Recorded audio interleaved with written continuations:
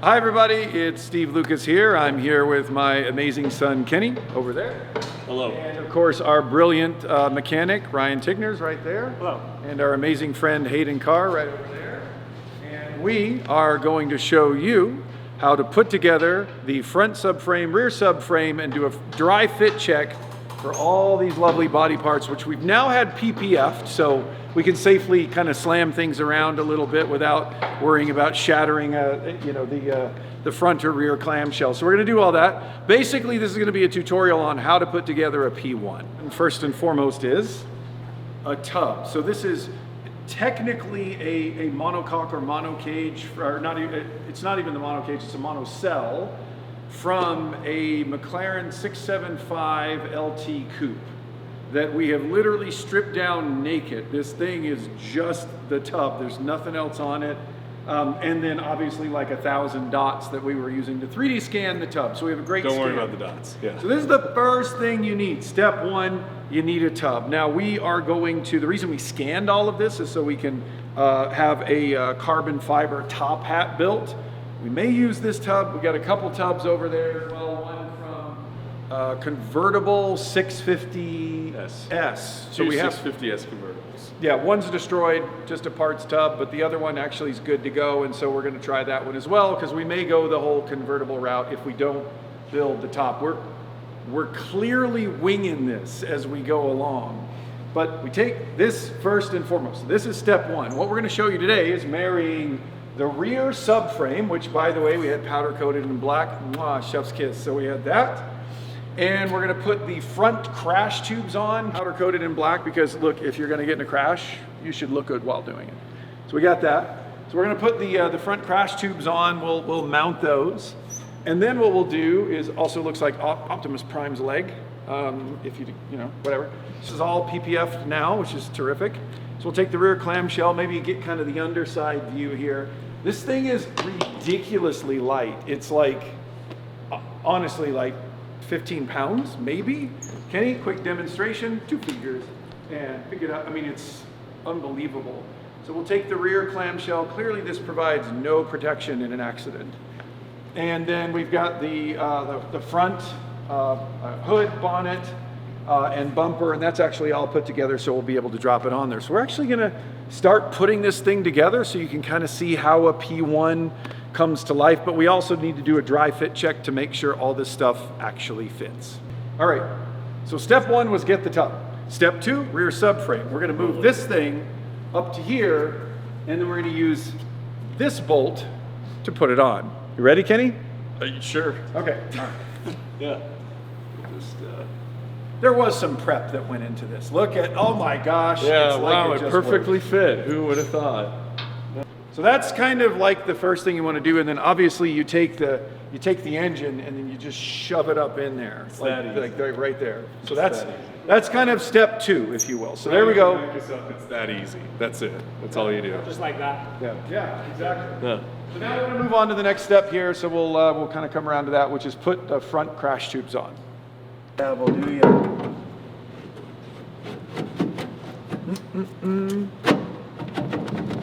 Hey. Like a glove. Yeah. We already had one of our comments that was like, this is a soulless project. There's no way they're gonna build it. I'm like, what about this doesn't scream soul to you? This is soulful. Look at that. This is more soul. What is more soulful than inexperience?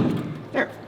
Close enough. Conveys the idea. Just how McLaren does it. Yeah. Okay, so now with Ryan's assistance, we're going to put that rear clamshell right there, so you can just see how it fits like a glove.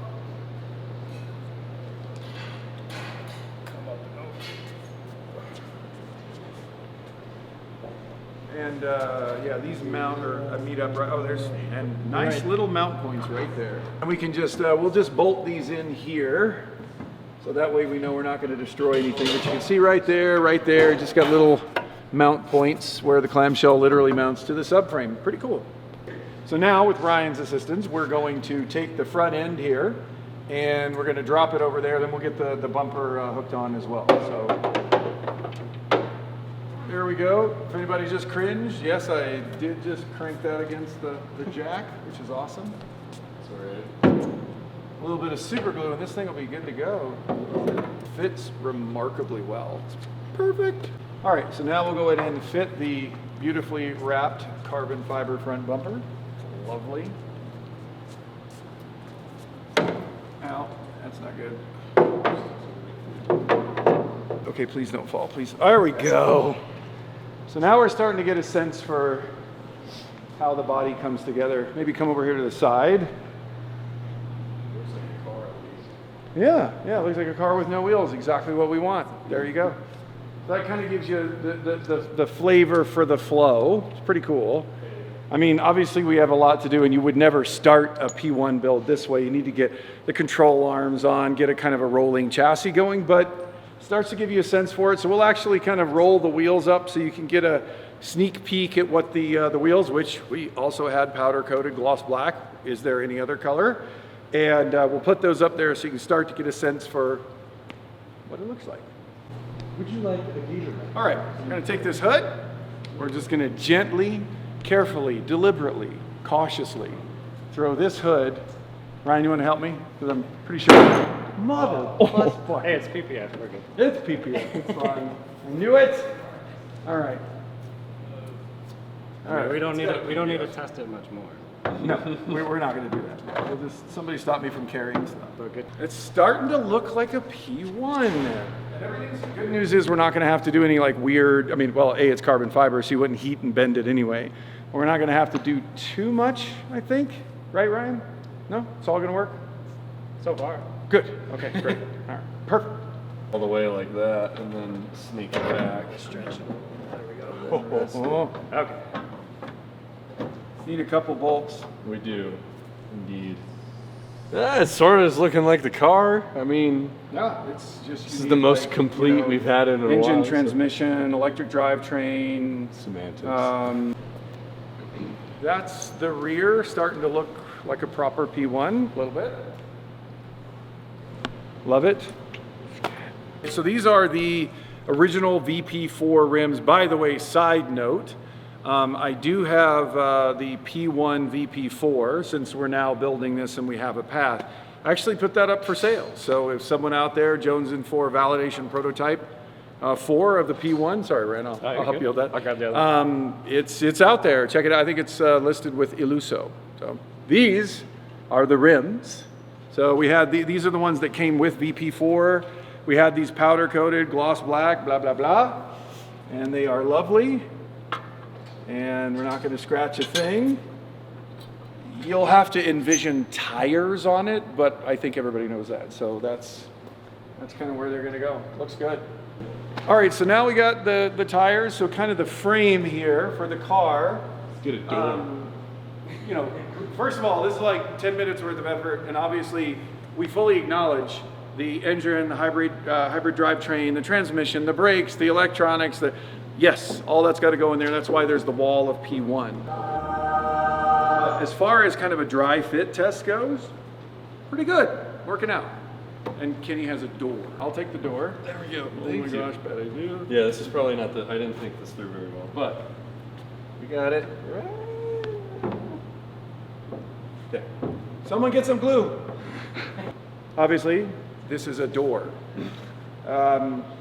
If we go the route of a convertible P1, the semi-terrifying part is that we will need to eventually cut right here and right. Yes, I said that, and that's scary, and I don't want to do that.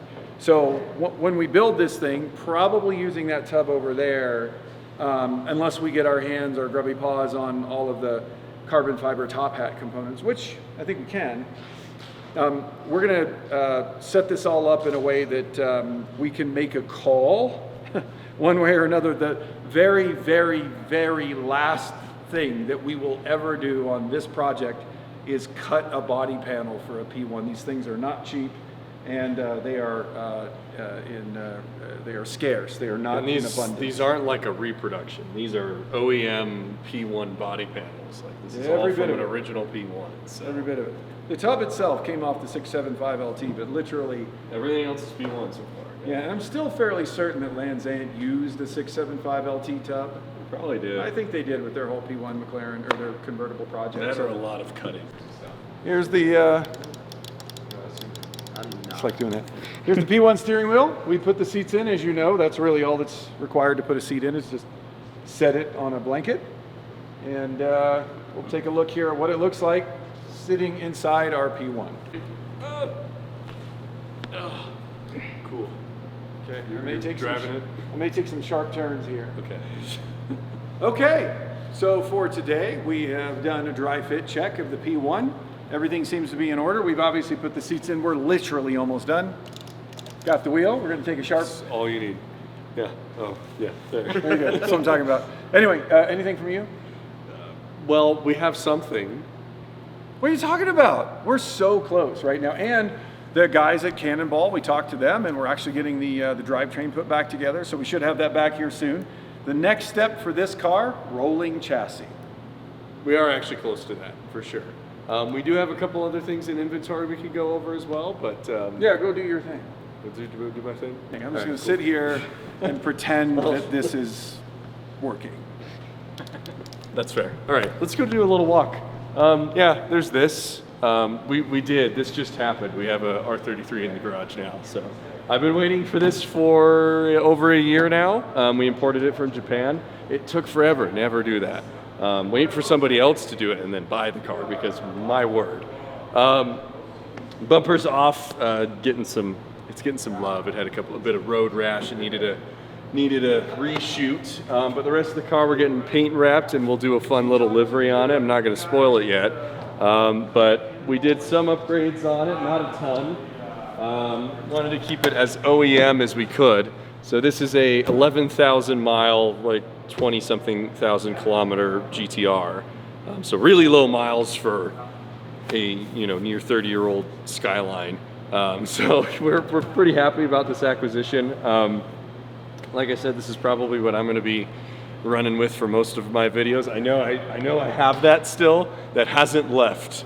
Normally I have a problem where I just like immediately get rid of something just for this. I'm gonna live with this for a bit, and then make an educated decision on which one do I like more. Do I like a 30-year-old Nissan or a brand new McLaren? I know, problems, right? There's a lot of issues to juggle with that. I'm going to be doing a lot of interior upgrades. I actually kind of like the seats. I know some people don't. It smells like my great grandma's house when I was a kid, but other than that, they're great. So I'm going to do new wheels, short throw shifter. We'll eventually do. I'll do a bit of upgrades here. We're going to see how things go, and you never know if I'm a really big fan of this platform.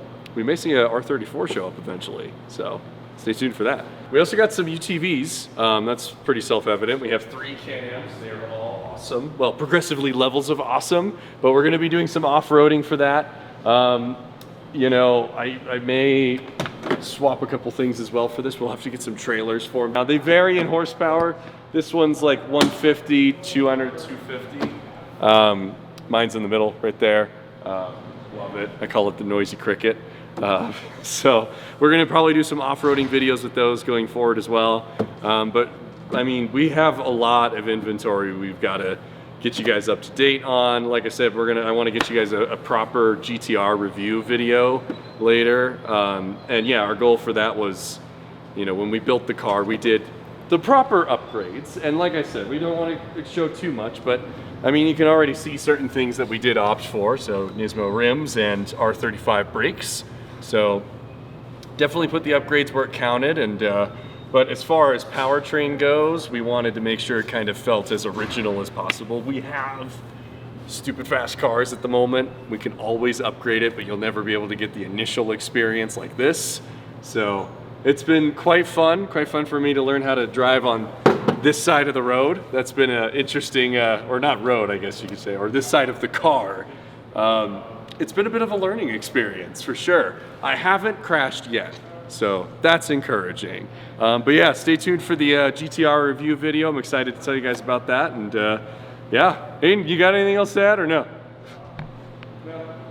All right. Well, with that, you guys, thanks for watching, and we hope to see you guys in the next video.